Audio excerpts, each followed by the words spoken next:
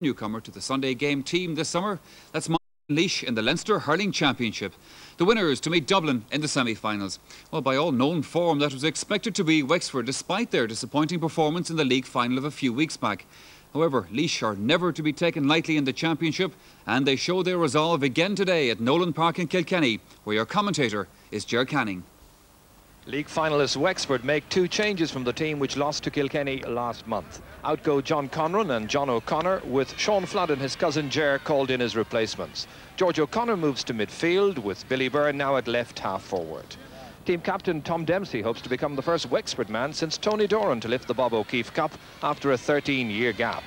But hoping it will be unlucky 13 is BJ Cuddy, who comes out of retirement and returns to the Laois attack for his first match in nearly 12 months. Quite a day for brothers in the Midlanders formation, with Kevin and Eugene Fennelly, Des and Niall Rigney, and the O'Briens, Liam and Pat, all in action. 4 championship newcomers in the side. Pascal Long was also the referee when the counties last met in the championship in 1988. So this 21st meeting of these hurling rivals in Leinster, with Wexford showing 14 wins to date. Ger Flood, the centre half back, up towards Tom Dempsey, tussling there with Des Rigney. Roy Coleman getting it in along the ground towards Michael Reck, an opening chance for Wexford, attacking the goal away to our right, and that has tailed away to the left. Kevin Fennelly, who made his championship debut back in 1986. Owen Koss was fouled on that occasion.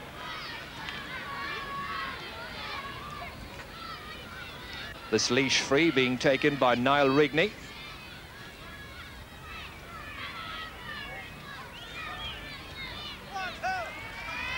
Little or no breeze to be concerned about, and that looks a very good one. And Niall Rigney from the free has the distinction of scoring the opening point in this year's Leinster Championship.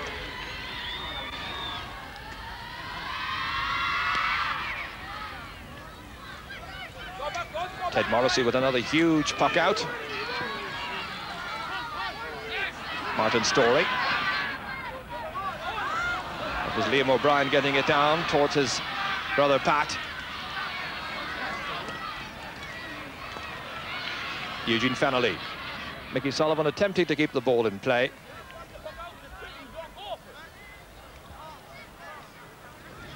Well, Wexford the overwhelming favourites to win this match and advance to the semi-finals.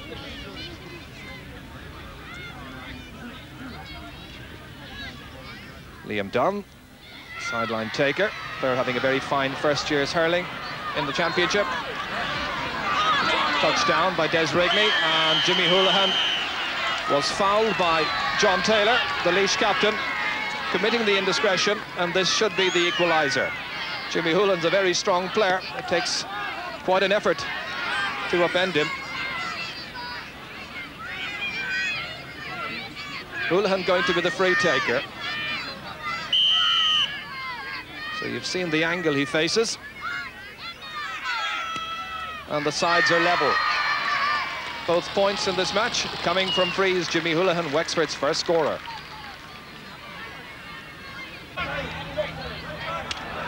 George O'Connor, Roy Coleman, adding to it well, up towards Tom Dempsey, in low towards Michael Reck, and passing it inside delightfully, and it's finally put away and put over the bar by Billy Byrne.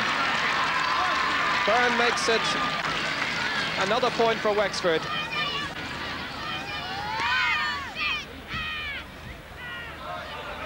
Pat O'Brien going over there to challenge. Liam Dunn up towards Michael Reck's corner. Plenty of opportunities this particular year to establish himself on the team as Jimmy Houlihan plays it back to Martin Storey. Goal chance! Oh, he's put it across the face of the goal and wide, and he doesn't know how that stayed out. It was really gift-wrapped for him. Jimmy Houlihan played the return ball delightfully for Storey, who was coming in at pace. He hit it low, intending to go to the far corner, but no luck with the finish. Just about 20 minutes gone in the opening half. Eugene Fennelly down towards PJ Cuddy. Liam O'Brien. And Ted Morrissey once again comes, gathers and clears. And again, a good example of the teamwork here established by this Wexford team. Ger Cody was waiting for it. Ted Morrissey knew where to pick him out.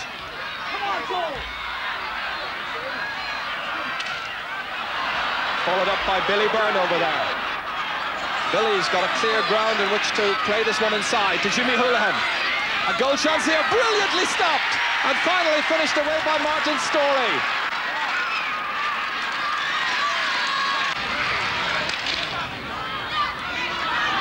Pat O'Brien inside towards Mickey Sullivan. It runs on to PJ Cuddy.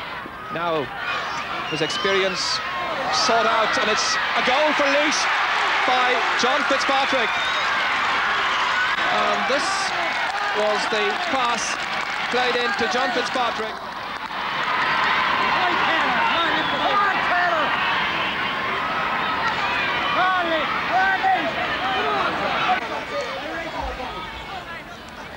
George O'Connor struggling to impose his will on the midfield so far. That's Liam Dunn going across there, but in trouble as Owen Coss goes in, looking for another Laois goal. Well, he had it at his mercy. He's content with the point, and it's 1-2 now for Laois, 1-5 for Wexford. So just a goal between the teams. Owen Coss in his championship debut getting a score. Dropping it into the inside forwards, in towards Jimmy Houlihan. Breaks down. Tom Dempsey trying to get his stick onto it. Likewise, Jimmy Houlihan. Kept away over there. Ger Cody was the one who was up, augmenting the attack. Martin Storey here. Does well to take it round, Des Rigney. Niall Rigney here. What beautiful skill by Niall Rigney. The Laois fans will want to see him deliver that pass inside, which he duly does, in towards Mickey Sullivan. Ted Morrissey watching it all the way as the game opens up in the last couple of minutes. Remember, just a goal between the teams, 1-5 to 1-2. Niall Rigney, way downfield. Again, it's Ted Morrissey, the goalkeeper, last line of defence. The Laois fans arguing that he stepped over the goal line. The Laois forwards protesting. The referee's whistle as sounds, and the referee is going in, and it's a goal. The goal has been given. Ted Morrissey protesting with the umpire. Well, he's vehemently protesting, and Pascal Long, who according to the new rules has the right to overrule the umpires if he so wishes, and it is a goal. The sides are on level terms. It's 2-2 to 1-5. Watch it once again. Did he step back over the goal line? Was the ball in there as well? There's no doubt one of the legs, the right leg, did go back, but was the ball in there as well? That's the talking point. Well, he's protested so vehemently that I think he's had his name taken, Ted Morrissey.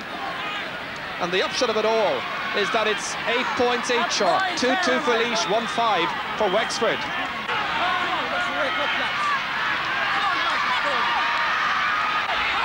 Niall Rigney. Laois getting great heart from the 2 goals they've scored in the last 5 to 6 minutes. PJ Cuddy beaten by Eamon Cleary. The Wexford full-back as unyielding as ever.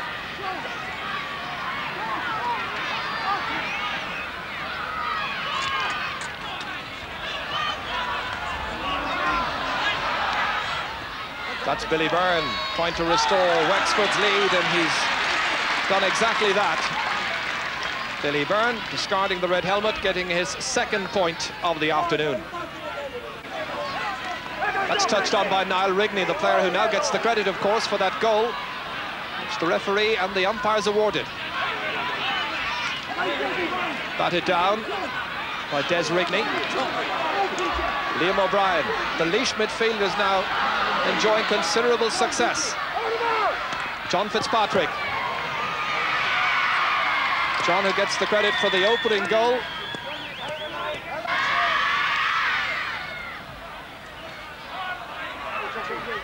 Just over 3 minutes remaining in this first half as Billy Byrne plays it inside towards Jimmy Houlihan. And getting aside his shot and putting it over the bar, despite the best intentions of Bill Maher, the fullback. Pat O'Brien. Sean Flood missing it completely. in towards the path of Mickey Sullivan, and it's stopped by Ger Flood, the centre-half back. Referee's whistle sounds at the end of a very, very competitive first half. The game got better as it went on. 3 goals in all. Martin Storey getting the first, and just a minute later, John Fitzpatrick getting a Laois goal, and then that very controversial one as Niall Rigney played the ball from way out the field with 5 minutes remaining in the half. The referee and umpires decided that Ted Morrissey had the ball inside in the goal when he played it out, and so at half-time it's Wexford 1 goal and 7 points, Laois 2 goals and 2. That's a margin of 2 points. A date with Dublin awaiting today's first-round opponents. Wexford making a change at half-time. Larry O'Gorman coming on in place of Ger Cody. Straight away, Wexford launched the first attack.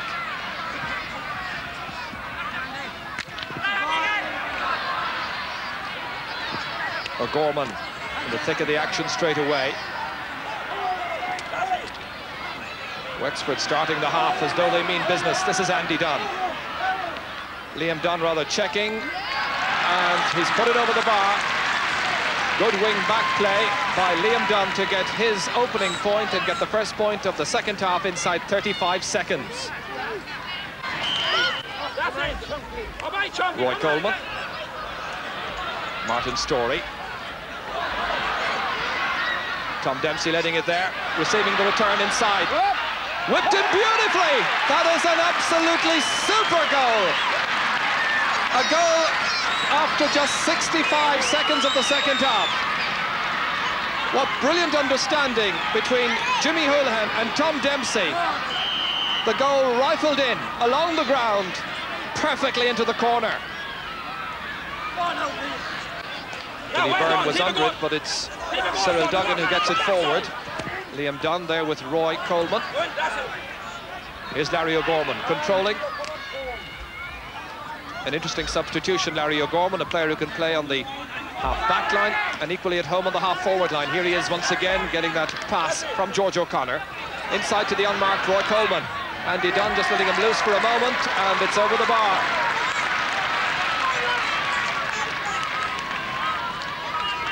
Billy Byrne, the scorer, his 3rd point in the match.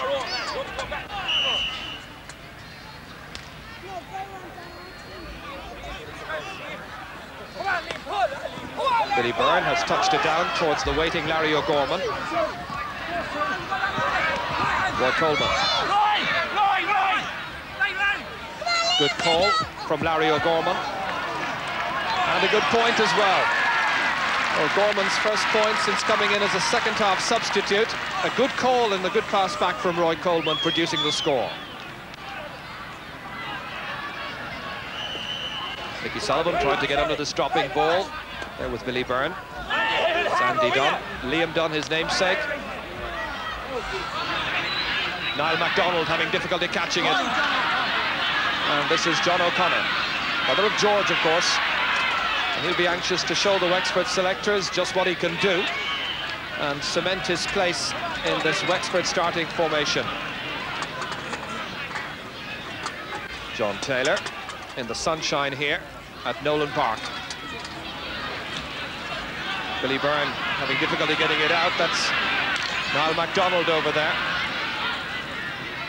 John Fitzpatrick from an acute angle, and it's over the bar by the corner forward. Well, he's very much a left-sided player, and I imagine the opposite wing would suit him a good deal more, but he's got his first point of the game. A point to go with the goal that he scored after 22 minutes. 6 points the difference. Wexford the leaders. 8 minutes into the second half. Andy Dunn will be hoping in particular that Laois do not lose this afternoon as he works in County Wexford.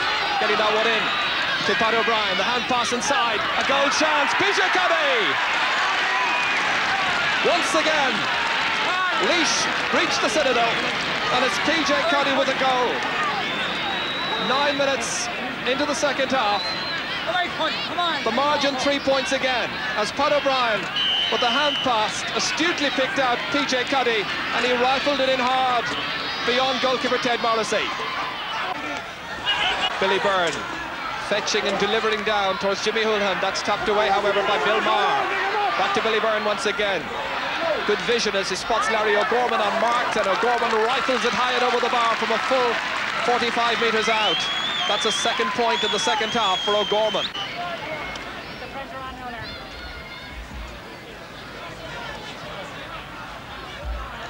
George O'Connor rises up to try and get that one, but it's John Taylor who gets it forward towards John Fitzpatrick. Stopped, however, by Niall MacDonald. Can't contain the ball. And that's going to be a Laois sideline ball. Well, just as Laois got themselves within 3 points of Wexford, they've now fallen adrift again. 6 points behind, so needing another score, perhaps a goal. And the referee going in, and what's his signal to be? He's got the hands raised, as you see, and that's generally the signal for a penalty with just 3 on the line. So a golden opportunity following that foul which occurred inside the large rectangle. And Niall Rigney is the one who looks like he's shaping up to take it. Niall MacDonald, Ted Morrissey on the goal line there. Along with, seems to be Liam Dunn who's on the line. Rigney the taker. Will he get his second goal of the afternoon? He has! In the 16th minute of the second half, from a penalty, Niall Rigney gets his second goal. Celebration time for the Laois fans who've travelled here in large numbers. Rigney composed himself in a tie that's produced its first penalty.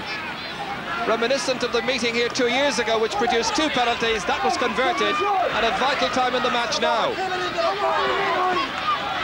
Rigney once again with just 3 points separating the sides. Wexford continue to lead, but Laois, dogged adversaries, have stayed with them at all stages of the game. As PJ Kelly comes in, Ted Morrissey's in trouble once again, but fouled as he's challenged inside the small rectangle.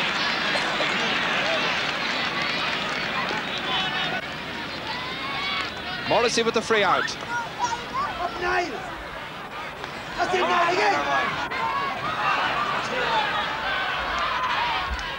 Tom Dempsey supplies the ammunition inside.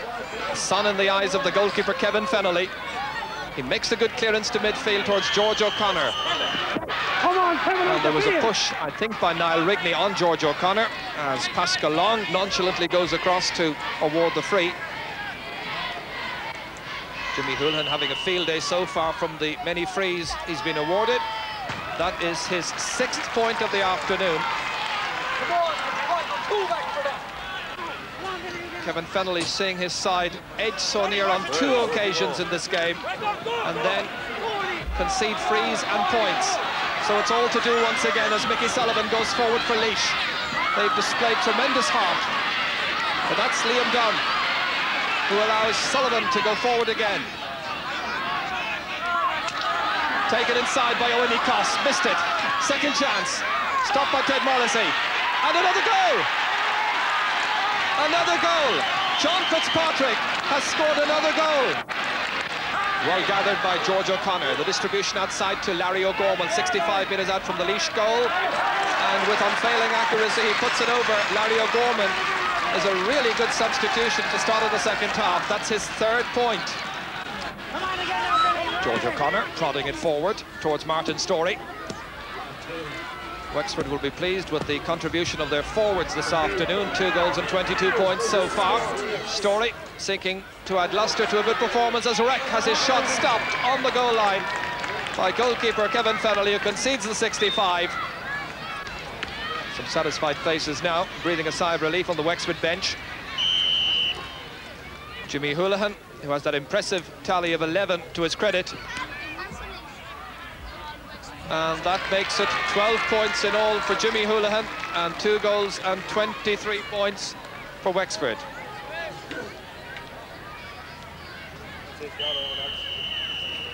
Wexford will play Dublin in Croke Park in 3 weeks' time in the Leinster semi-final, thanks to that rousing performance by Jimmy Houlihan with 12 points in all. Some good goals, in particular a brilliant one by Tom Dempsey at the start of the second half. But the question marks against the Wexford defence, who conceded 5 goals in all. But it's Wexford who advance at Nolan Park with the final score: Wexford 2 goals and 23 points, Laois 5 goals and 4. Yeah, we score more goals than points here, but every time we got near them after scoring a goal, they were able to come back and get a score. And that, I think, was the difference in the team today. And what's more, they scored 22 or 3 points, maybe 24 points, but we only scored 4, and it's very hard to win scored in 4 points. Well, not as easy for Wexford then as many people had expected. I'm sure the Wexford team and selectors will be turning over many aspects of that game in their minds tonight. Well, a man who's been turning it over in his mind for the past couple of hours is our guest analyst tonight in the programme. That's Babs Keating.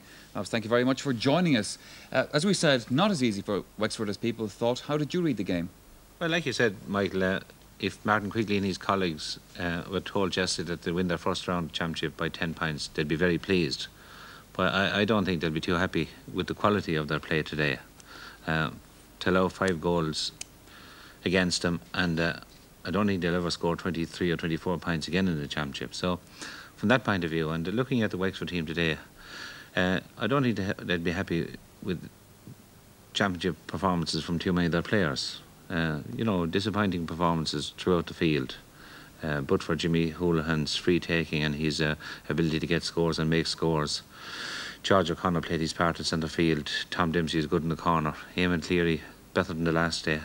But after that, I would say that he'd want a much better performance against Dublin. Well, mind you, I suppose they would argue that they won, and that's what it's all about in the championship. George Leahy made the point there that really the difference between the two sides is Wexford could score when they got their chances and Laois couldn't, and that's really what it was all about in the day. Yeah, but to be fair to George Leahy and Laois, I think Ger Canning in his opening remarks said that PJ Cuddy, for instance, came into the squad only last Friday. I don't think it's the kind of preparation that one would like to have for a championship encounter. Right. There's a miss by PJ right there now. I know he got a fine goal, but still not the sharpness that you would expect, as opposed to the Wexford players. Very cool and taking off their points very well. Well, you see, that Wexford team have been together for all through the league, and they have a run in the league. We haven't heard of Laois. They had a disappointing run in Division 2 of the league, and they had their team together. And that was another bad miss. Again, Fitzgerald never really looked, I suppose, where he was pucking. Billy Byrne, on the other hand, just gets his chance and wallops it over. Well, that was the difference today, but I just think the Laois team that humbled us and humiliated us in Thurles 3 years ago. And from a Tipperary point of view, I certainly owe an awful lot to Laois, because they straightened us up 3 years ago, and I just believe that the Laois performance that I saw in Thurles 3 years ago would have won that Leinster Championship game today. And I think it's heartening in a way to see a lot of the old names back in the Laois team, and some new names. Like, you had to be impressed with young Duggan at centre back. Their centre field played very well. But it was particularly good, yeah. PJ Cuddy obviously will be a force at full forward, but not with a week's preparation. But they did miss the quality players in the forward line. But having said it, I hope they stay together, and because Laois have always been a hurling county, and Leinster and the country as a whole need new names coming forward. Well, it's Wexford that we'll be seeing again in the championship, though. How do you fancy their prospects now on the basis of what you saw today? Well, I fancy them throughout the league. They played good hurling against us in Escarty. They beat a good Galway team the last game of the league. I just think they haven't transformed that into championship hurling. There's just that gap and that difference between what one would expect in a league and quality hurling in a championship. They were disappointed in the league final, and I haven't seen anything today that would influence me or impress me about Wexford for a Leinster Championship. Was there any of the Wexford players that impressed you enough to pick him as man of the match? Well, Eamon Cleary covered full back and improved somewhat on his league game. George O'Connor proved that he's a centre field player only, I think. He cannot play centre back. Tom Dempsey in the corner took scores, made scores, and they worked very hard. But Jimmy Houlihan was my man. His ability to take frees, every mistake from a backline or out to centre field is punished with Jimmy's free-taking ability. He even did more today. He made scores. He made a few chances both for Martin Storey and Tom Dempsey that both should have scored. And he proved today that he can play the ball overhead, because I haven't seen him play the ball overhead that well in the past. So I think Wexford would have been in trouble today with Jimmy's scoring ability. OK, Babs, well done to Jimmy Houlihan. Always a great trier in the Wexford colours. Babs, for the moment, thank you very much. But right now we're going to take a commercial.